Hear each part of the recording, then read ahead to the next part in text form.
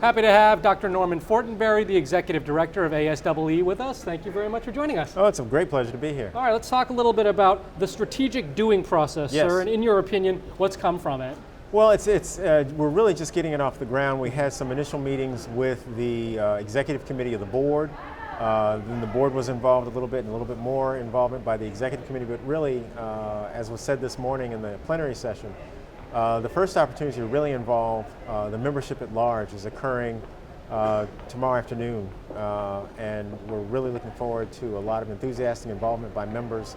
The process really is a bottoms-up groundswell process.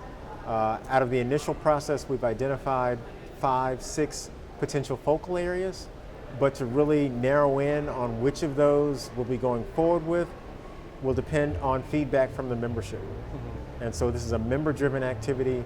The board will take a hand in sort of selecting among the member-identified activities that will be of that align with other society priorities.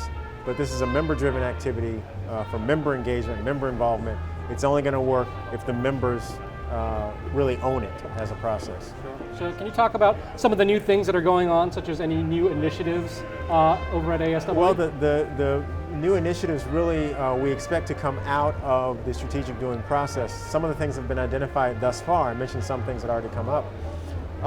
We're looking at something in what we used to call K-12, now P-12, because pre-K through 12. Mm-hmm. We have a K-12 committee of the board that's been very active, presented the board at its Sunday board meeting with an extensive strategic plan that the board was enthusiastic about, and has asked them for some refinement or some clarification of a couple points. Diversity, obviously we're just coming off the year of action on diversity, so we expect to see some new things perhaps come out of that area. Obviously, as a professional society of members, perhaps some things around professional development of faculty, teachers, K-12 teachers, perhaps some students.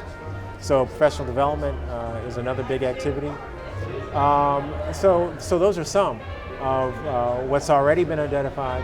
There's a lot more. Oh, international is actually a very big area now, very big area of interest. So a number of things that are percolating and that we expect to see refined as the strategic doing process moves forward. So it sounds like you're talking about getting younger, getting more expansive. Those are the areas of growth and expansion, would you say? We're looking at expanding in a variety of areas. We want to get younger, but we also want to retain our more mature members. Mm-hmm. We want to continue our strength at a variety of institutions where engineering is present. Yes, we want to expand down to the K-12 area where, because of the next generation science standards and what's going on with the National Academy of Engineering's work in engineering as a framework for math science instruction, additional inroads in that area. We're looking at being much stronger in our participation at the community college level. So across academic, from pre-K through graduate and lifelong learning, there are a number of companies that are taking an increasingly active role in education of working professionals. That's engineering education, and we should be part of that conversation as well. Very well said. Dr. Norman Fortenberry, ASEE Executive Director. Thanks for joining us. Thank you very much.